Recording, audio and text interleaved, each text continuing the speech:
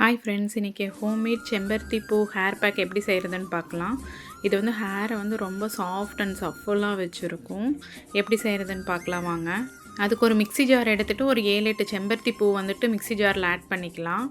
நான் நைட்டே வந்துட்டு பாதாம் பிசின் ஊற வச்சு எடுத்து வச்சுருக்கேன். நீங்கள் பாதாம் பிசின் ஊற வைக்கல அப்படின்னா அலோவேரா ஜெல் கூட நீங்கள் இதில் ஆட் பண்ணிக்கலாம்.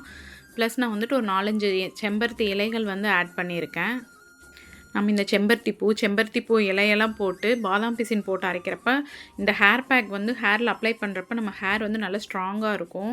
நம்மளோட 32 வகையான மூலிகை கரிசலாங்கண்ணி வடையை நான் ஒரு 10 நிமிஷத்துக்கு முன்னாடியே சோக் பண்ணி வச்சுருக்கேன். அதையும் இதில் ஆட் பண்ணிக்கலாம்.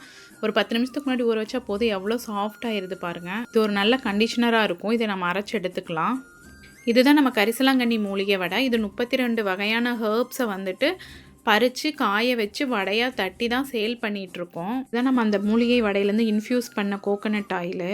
இது ஓப்பன் பண்ணுறப்ப அவ்வளோ ஒரு மூலிகை ஸ்மெல் அவ்வளோ நல்லாயிருக்கும்.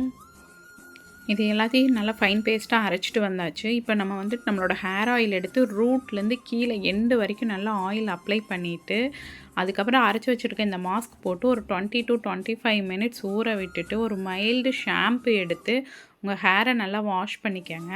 அப்புறம் பாருங்கள், உங்கள் ஹேர் வந்துட்டு எவ்வளோ சாஃப்ட் அண்ட் சஃப்லாக ஸ்மூத்தாக இருக்கும். நீங்கள் தொட்டு பார்க்குறப்பே உங்கள் ஹேர் அவ்வளோ ஒரு சாஃப்டாக இருக்கும்.